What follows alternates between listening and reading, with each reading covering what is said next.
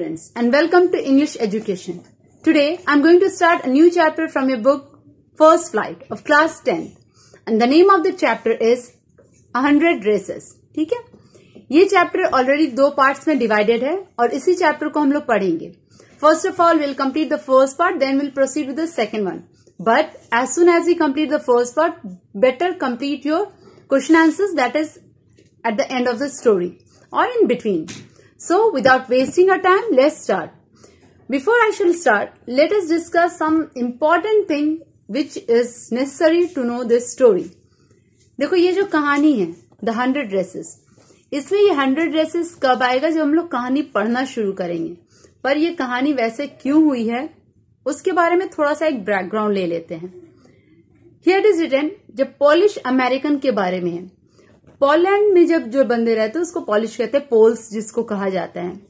1608 में बहुत सारे पॉलिश लोग जो थे वो पोलैंड छोड़ करके यूएसए चले गए थे और most of the population went to USA during 20th century. 20th century में almost most of the population went there. वहां जाने के बाद they migrated there, they immigrated कह सकते हैं, they went there and settle down. But वहां जाने के बाद भी वहां के लोगों ने इन लोगों के साथ कुछ अच्छा बर्ताव नहीं किया. They started discriminating between the actual English people and the polish. तो उसी पे ये कहानी पूरी डिपेंडेंट है. इसमें स्टोरी में भी कुछ वैसे ही बच्चों के बारे में जिक्र है जो कि पॉलिश थे और वो बाद में अमेरिका शिफ्ट किए थे, इमिग्रेट किए थे. So now we shall start this story. Today, Monday, Wanda Pentrosky was not in her seat, but nobody, not even Peggy and Madeline, the girl who started all the fun, noticed her absence. Usually, Wanda sat in the seat next to the last seat, in the last row in the room 13. She sat in the corner of the room where the rough boys who did not make good marks sat. The corner of the room where there was most scuffling of feet, most roars of laughter when anything funny was said, and most mud and dirt on the floor. Monday का दिन है. अब ये कहानी शुरुआत है. Monday का दिन है. वैंडा पेंट्रोस्की जी पहली कैरेक्टर है इस स्टोरी की. वैंडा जो थी वो अपने क्लास में नहीं थी, अपने रूम में क्लासरूम में नहीं आई थी. She was not present. Maddie और पेगी, मैडलिन एंड पेगी, ये दोनों उसी क्लासमेट हैं. वो दोनों भी इस चीज का नोटिस नहीं किया. When someone is absent in the class you give a notice कि हाँ वो नहीं है आज क्लास में. हम लोग उसके प्रेजेंस को और एब्सेंस को महसूस करते हैं.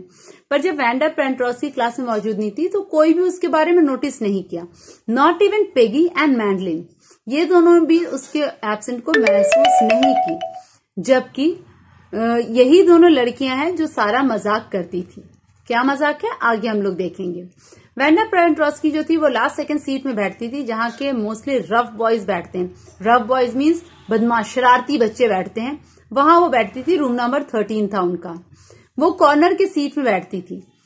उस सीट में जहां सबसे ज्यादा स्कफलिंग ऑफ फीट होता है. स्कफलिंग मीन्स होती है पैर घिसने से आवाजें आती, दैट इज कॉल्ड स्कफलिंग.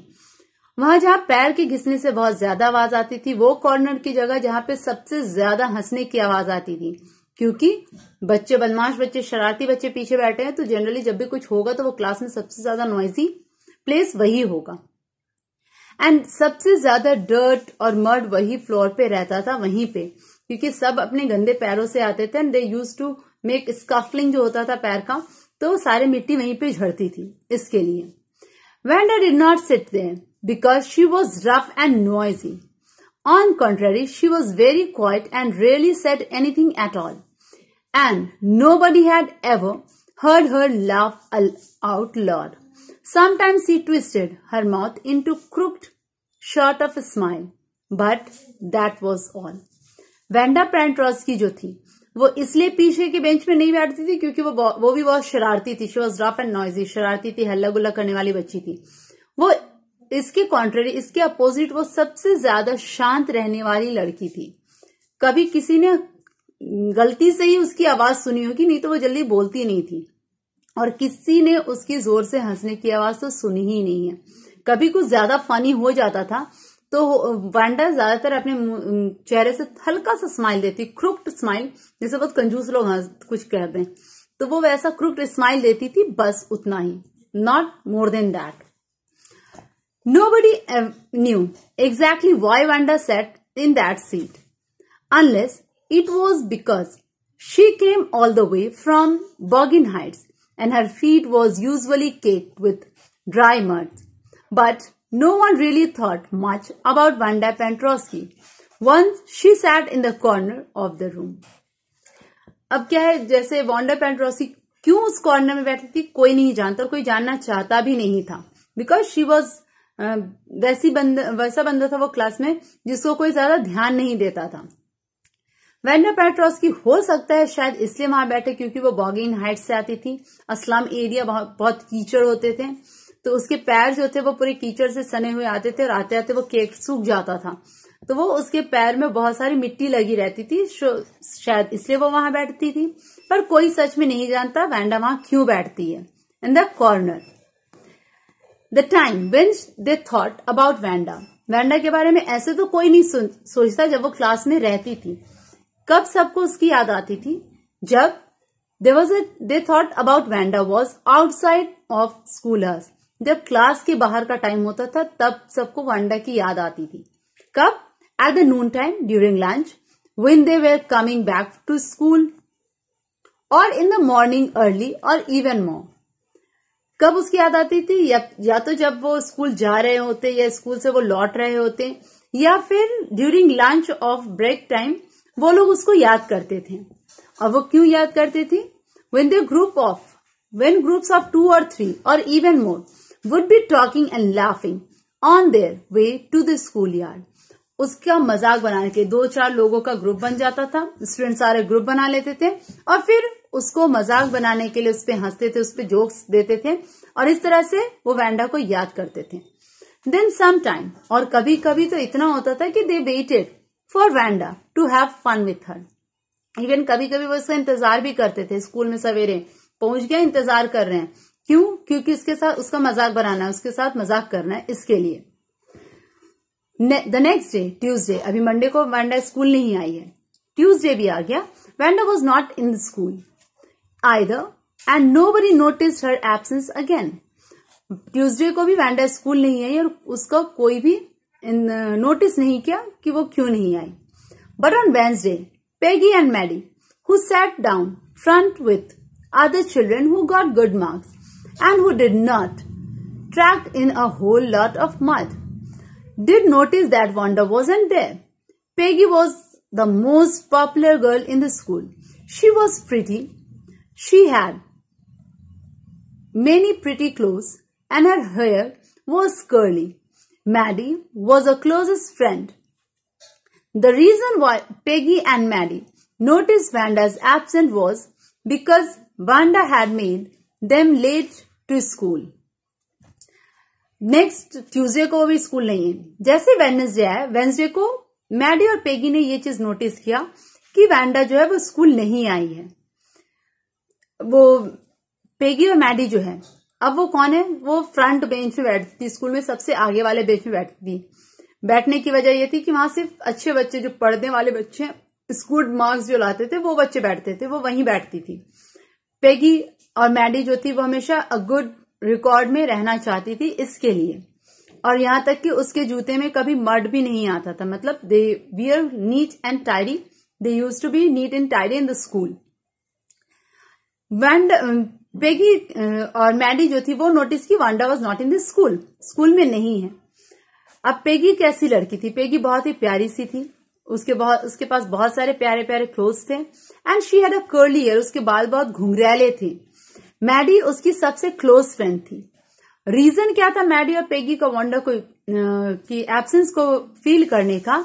कि उस वांडा की वजह से उन दोनों का स्कूल लेट हो गया।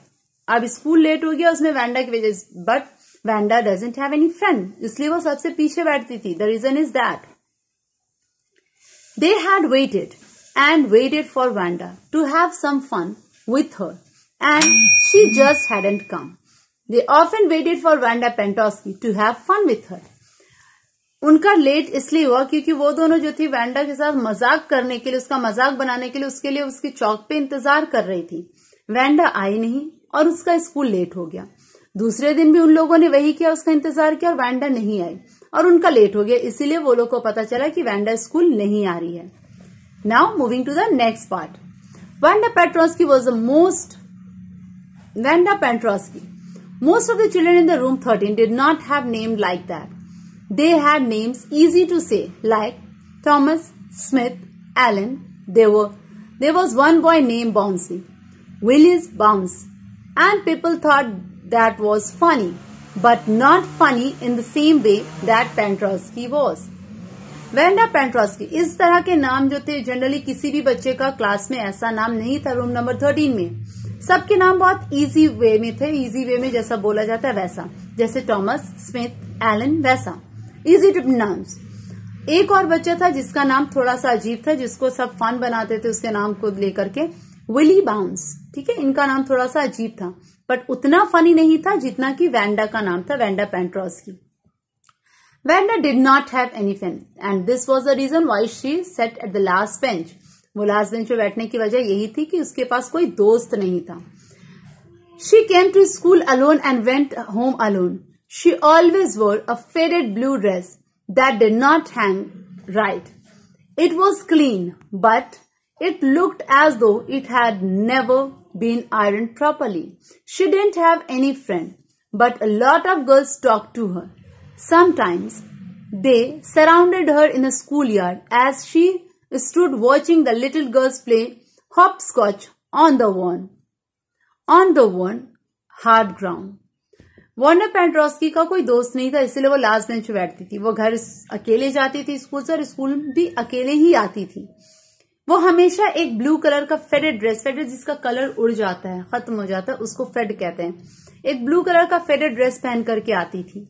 वो ड्रेस साफ तो रहता था पर ऐसा लगता था वो प्रॉपर्ली आयरन किया हुआ नहीं था, इसीलिए ये ड्रेस अजीब लगता था. इसका कोई फ्रेंड नहीं था पर बहुत सारी लड़कियां इससे बात करती थी. कब?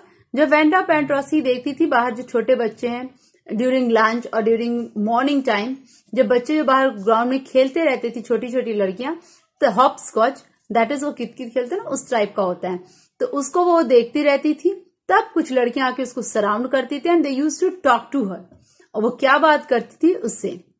Wanda, Peggy would say, Peggy उससे हमेशा पूछती थी Wanda, most courteous manner as though she was talking to Miss Manson. Wanda, she did giving one of her friends a नग. Tell us, how many dresses did you say you had hanging up in your closet. अब Peggy जो थी वो Wanda से पूछती, ऐसा लगता है कि जैसे कि वो किसी मुजरिम से पूछ रही है. ठीक है, जैसे मिस मैसन यहाँ पे एक एग्जाम्पल दिया, उससे वो पूछती है कि बताओ वैंडा. और जब वो वैंडा से पूछती है, नग मीन्स होता है अपनी कहनी से, हाथ के जो कहनी होता है उससे वो किसी को नॉक करके बोले कि वो उसको टीज कर रही, उसको परेशान कर रही, वैसा करके वो पूछती है कि वैंडा बताओ तो तुम्हारे पास कितने ड्रेसेस हैं तुम्हारे अलमारी में. 100, Wanda would say, और वैंडा ने कहा 100, and here comes that chapter name. 100 would say Wanda. 100, exclaimed all the little girls incredulously, and the little ones would stop playing hopscotch and listen. जैसे ही वांडा ने कहा मेरे पास 100 ड्रेसेस है, सारी लड़कियां जो वहां पे आसपास में थी वो उसको देखती और एक्सक्लेम करती, चौंक जाती कि 100 ड्रेसेस है तुम्हारे पास. जो बच्ची खेल रही थी वो सब भी इनको सुनने लगती है. Yeah, 100, all lined up, said Wanda. Then her thin lips drew through his silence. उसने ये बोला और बोलने के बाद उसके होंठ जो थे वो थोड़े चुप हो गए. She became silent because she was lying there. वो झूठ बोल रही थी, इसलिए झूठ बोलने के बाद थोड़ी देर शांत हो जाती है. बोलती है कि हाँ मेरे पास 100 ड्रेसेस है और सारे लाइन से मेरे क्लोजेट पे टंगी हुई है. What are they like? All silk, I bet, said Peggy. Yeah, all silk, all colors. Velvet too. Yeah, velvet too. 100 dresses, Wanda would repeat solidly. All lined up in my closet. Then they did. Let her go. And then Before she had gone very far, they could not help bursting into shriek and pearls of laughter. 100 dresses. Obviously, only dress Wanda had was a blue one. She wore every day. So, why did she say she had 100 dresses? What a story. अब जो था Wanda जैसी बोलती कि 100 dresses है, तो उससे Peggy और मजाक बनाने के लिए उससे पूछती कि 100 सारे सिल्क के हैं? तो बोलती कि हाँ, सारे सिल्क के हैं और सारे कलर के, हर कलर का ड्रेस उसके पास में है। तो लेकिन वेलवेट का भी है क्या? तो बोलती कि हाँ, वेलवेट के भी, और सारे मेरे अलमारी में रखे हुए, ऑल लाइंड इन माई क्लोजेट। तो वो बोलती कि ओ, अब उसको वो लोग जाने दे देते वहां से कि अब वो चली जाए, और वो ज्यादा दूर नहीं जाती ताकि वो उसकी आवाज सुन सके जो पीछे उन लोगों से उसके बारे में बात कर रहे हैं। सारे लोग जोर से हंसते हैं, pearls of laughter, burst in laughter, जोर से ठहाका मार के हंसना। और वो लोग बोलते हैं कि वांडा के पास में ऑब्वियसली सिर्फ एक ड्रेस होगा, और वही ड्रेस जो वो रोज पहन करके आती है, ब्लू वाला। तो फिर वो ऐसा क्यों कहती है कि उसके पास में 100 ड्रेसेस हैं इन माई क्लोजेट? वो ऐसा क्यों कहती है? बार बार सब लोग उसको जानने की कोशिश करते हैं। How many? 100 dresses obviously. How many shoes did you say you have? अब वो लोग बोलते हैं कि क्या कहानी बनाई है। चलो जाकर के फिर से पूछते, वो सब दौड़ के उसके पास जाते और पूछते, अच्छा ये बताओ तो तुम्हारे पास कितने शूज हैं? वो बोलती है 60 पेयर्स ऑल लाइंड इन माई क्लोजेट। मेरे पास 60 पेयर है जूतों के, और सब लाइन से लगे हुए। Cries of exaggeration politeness greet this, all alike.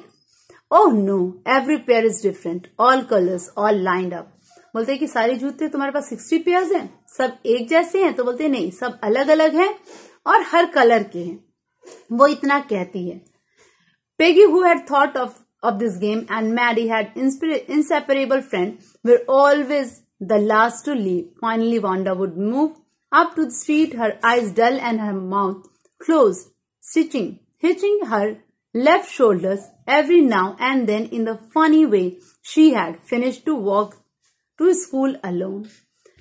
अब जो थी मैडी और पेगी, जिसने ये सारा खुराफात सोचा था कि हमेशा उसको टीज करेगी ये पूछ करके उसके ड्रेसेस के बारे में, वो सबसे आखिरी स्कूल से निकलती थी वांडा के पीछे पीछे। वांडा जल्दी जल्दी आगे जाने लगती थी। During walking she use to hunch her, उसके shoulders up and down move होते थे। वो भी थोड़ा फनी वे था उसके चलने का। और उसकी आंख जो थी वो इतने कुछ सुनने के बाद और झूठ कहने के बाद उसकी आंखें जो थी वो पूरी डब थी आंसू से, और वो बस रोने वाली थी। और इसी तरह से वो स्कूल से अकेले घर चली जाती है। Now I am coming to an end. I will proceed this chapter in my next class. Till then you are just going to complete the question 3 for oral comprehension check here in your copies. As I'll end this chapter, I'll give you the link to download the e-book from net. और उसके बाद ही आप लोग को जिसके पास में book नहीं, you can read it out and try to solve all the questions. Till then, children, take care. Goodbye.